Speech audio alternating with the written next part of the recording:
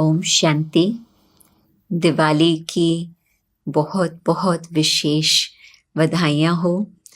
मुझे लगता है कि भारत के तो अनेक त्योहार हैं और एक एक त्योहार का तो बहुत ही गहरा रहस्य है, परंतु सब त्योहारों में से सबको पसंद आता है दिवाली।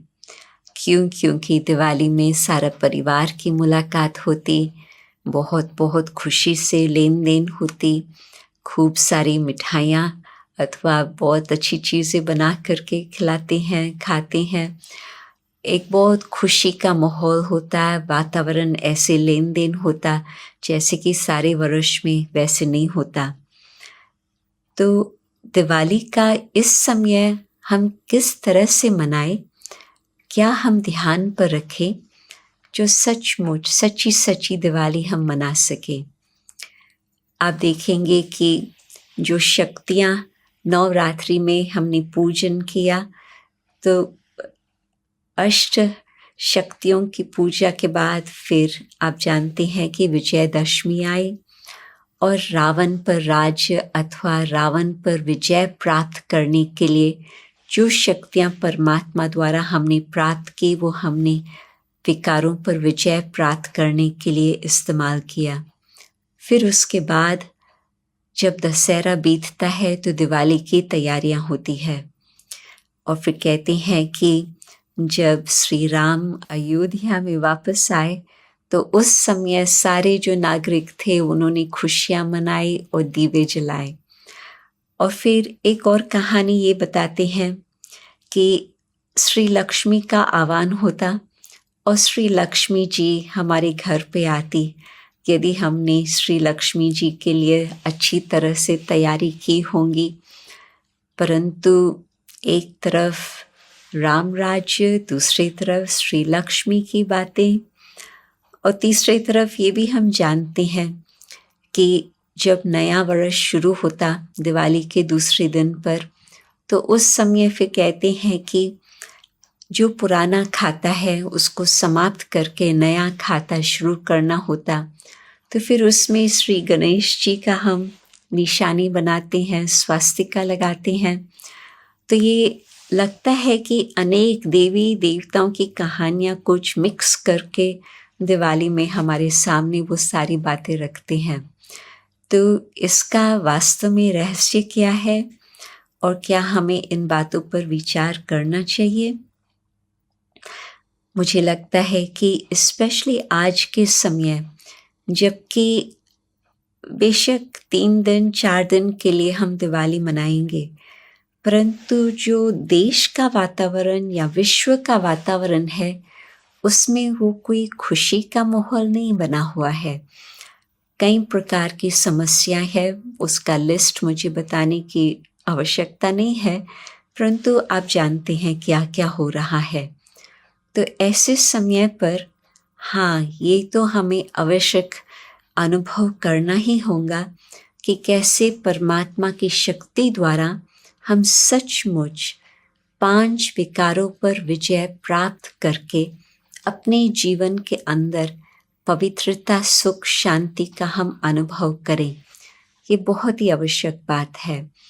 परंतु साथ ही साथ जो हम दीवा जलाते हैं, वो छोटा सा दीवा तो थोड़े समय के लिए ही जलेगा, परंतु परमात्मा जो जागृति ज्योत है, परमात्मा निराकार जिसका स्वरूप भी है ज्योति का, वो हमें याद दिलाते हैं कि आत्मा की ज्योत जब हम जगाते हैं ज्ञान और योग द्वारा, तो ही सचमुच अपने घर का अंधकार मिट सकता, अपने स्थान का अंधकार और साथ साथ विश्व का अंधकार भी उससे मिट सकता।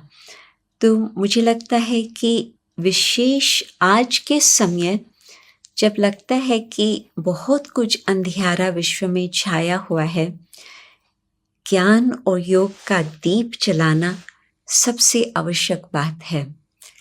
तो जब हमारे अंदर वो जागृति आएंगी अथवा वो ज्योत जगेंगी, तो हम श्री लक्ष्मी जी का आह्वान कर सकेंगे। परंतु उसके आह्वान का मतलब आपने देखा होगा कि दीपावली से पहले खूब सारी सफाइयाँ करते हैं। सफाई घर की करना तो बहुत ही आवश्यक है, परंतु दूसरी सफाई करने से श्री लक्ष्मी जी संतुष्ट होंगी, और वो है हमारे दिल की सफाई अथवा हमारे मन की सफाई। जब तक हमारे दिल में स्वच्छता नहीं है, हम श्री लक्ष्मी का आह्वान नहीं कर पाते हैं, और जब तक हमारे मन में वो बिल्कुल पवित्रता नहीं आई हुई है, तो भी लक्ष्मी जी स्वीकार नहीं करेंगे हमारे पास आना। परंतु आप ये भी सोचो कि किस प्रकार से हम श्री लक्ष्मी को बुलाने चाहते हैं। क्या हम धन को अपने पास बुलाने चाहते हैं? आज तक तो बहुत करके ऐसे ही माना जाता था कि श्री लक्ष्मी का आह्वान करना मतलब कि अपने जीवन में संपत्ति लाना, परंतु संपत्ति हो और आपके पास चरित्र न हो, संपत्ति हो और आपके जीवन में स्वास्थ्य न हो, तो एक संपत्ति से कुछ प्राप्ति नहीं हो पाती। परंतु बहुत ही आवश्यक होता हम ये समझें कि श्री लक्ष्मी का मतलब क्या। तो श्री लक्ष्मी का आह्वान करना मीन्स हम सद्गुणों का आह्वान करें अथवा लक्षण अपने में धारण करें। तो श्री लक्ष्मी का जो वास्तविक अर्थ है, जो धन की देवी अपने जीवन में जितने गुण होते हैं उस आधार पर ही हम कहेंगे हमारे पास धन है। और यदि स्थूल धन हो परंतु आपके पास सद्गुण न हो तो उसको हम लक्षण नहीं होंगे, तो फिर हम कैसे कहेंगे कि हाँ ये व्यक्ति संपत्तिवान है।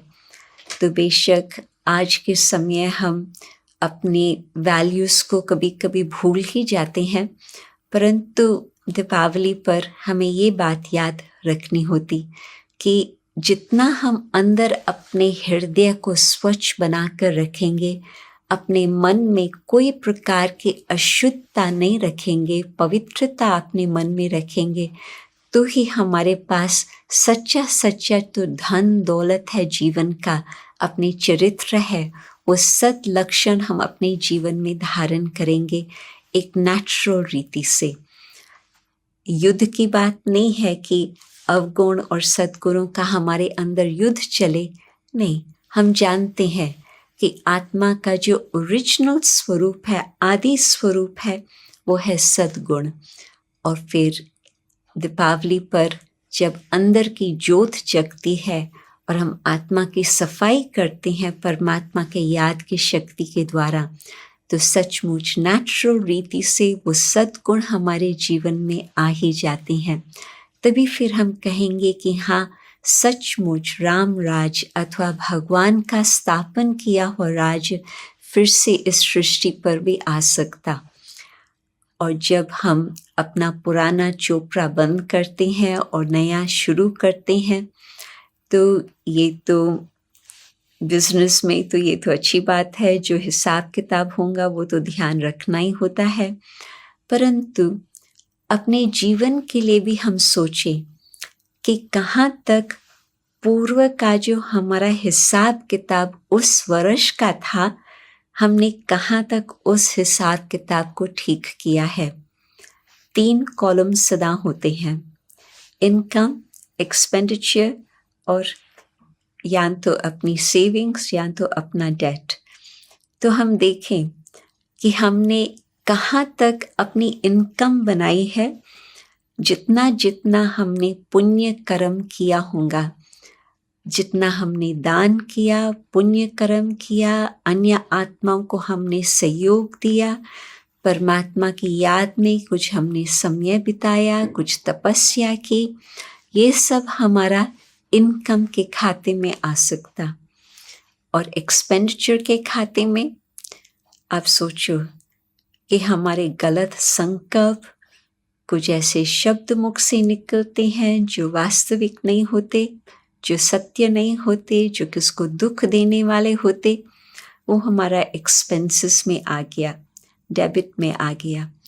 और हमें कर्म कुछ ऐसे किए जो हमें ना करने चाहिए थे, तो वो भी हमारे डेबिट में, एक्सपेंसेस में आ गए।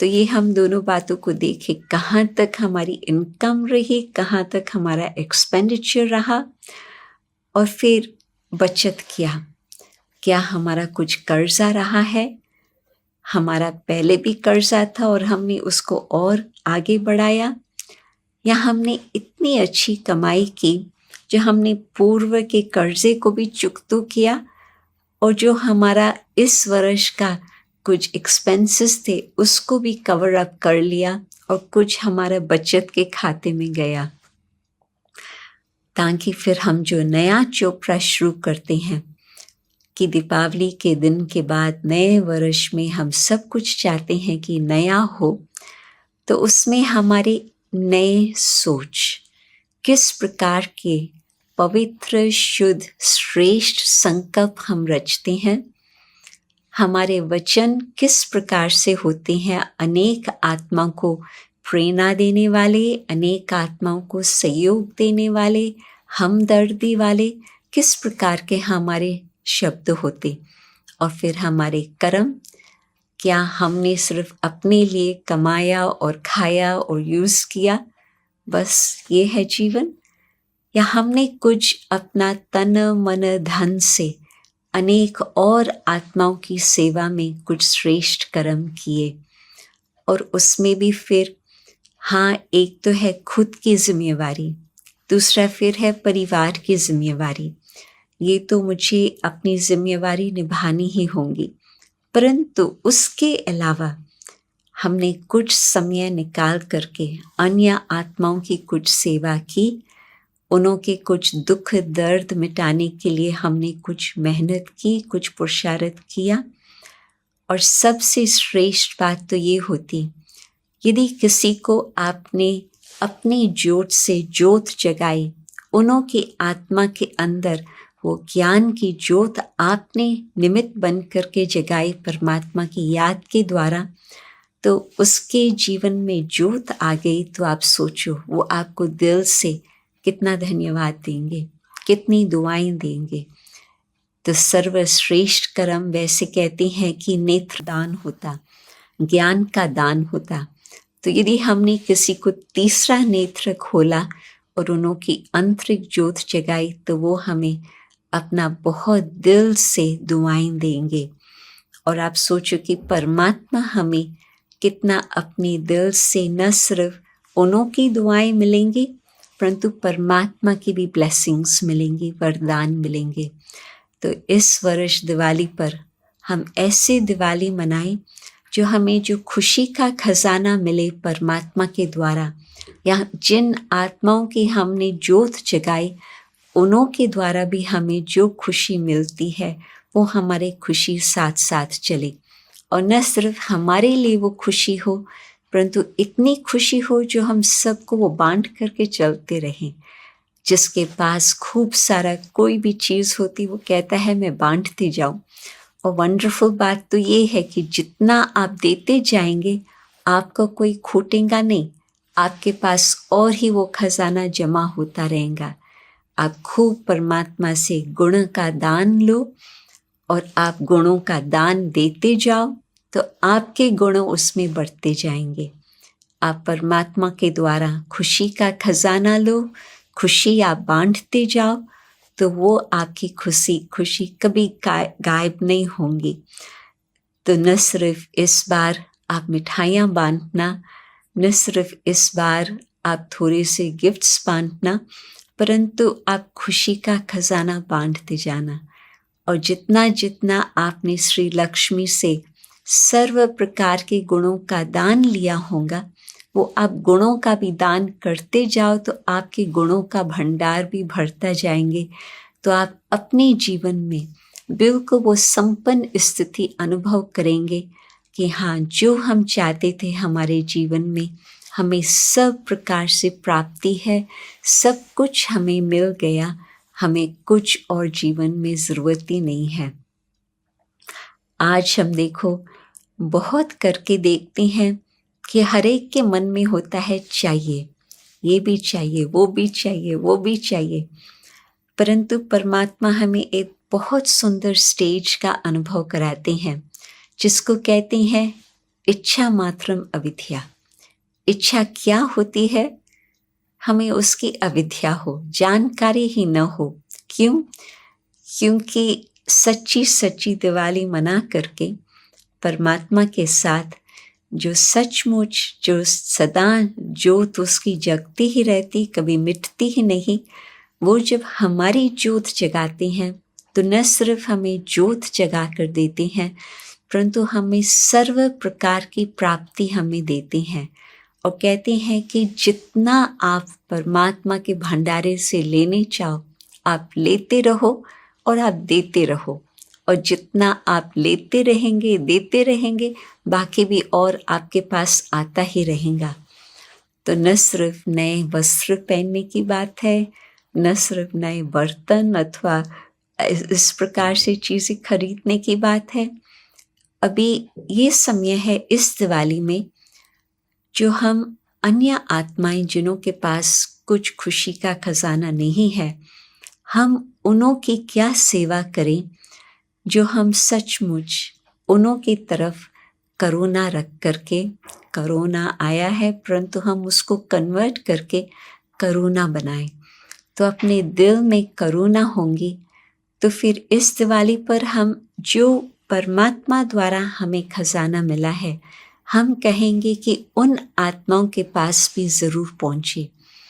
और ये भी बात है, जितना प्यार होगा हमारे दिल में परमात्मा के लिए, और परमात्मा का प्यार हमने अपने दिल में समाया हुआ होगा, वो प्यार की निशानी है कि हम अन्य आत्माओं की कुछ सेवा करें, उन्हों के दुख दर्द को हम दूर करें।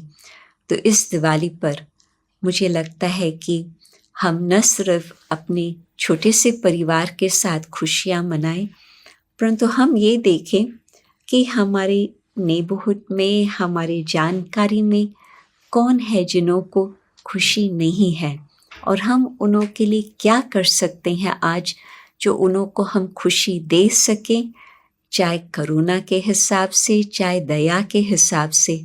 परंतु जितना हम परमात्मा को जो कुछ हमें पाया है, हम अपने दिल में थैंक्स देते हैं, तो उतना ही हमारे मन में भावना होती कि औरों की भी ज्योत जगे और वो भी सचमुच इस बारी दिवाली प्यार से मना सके।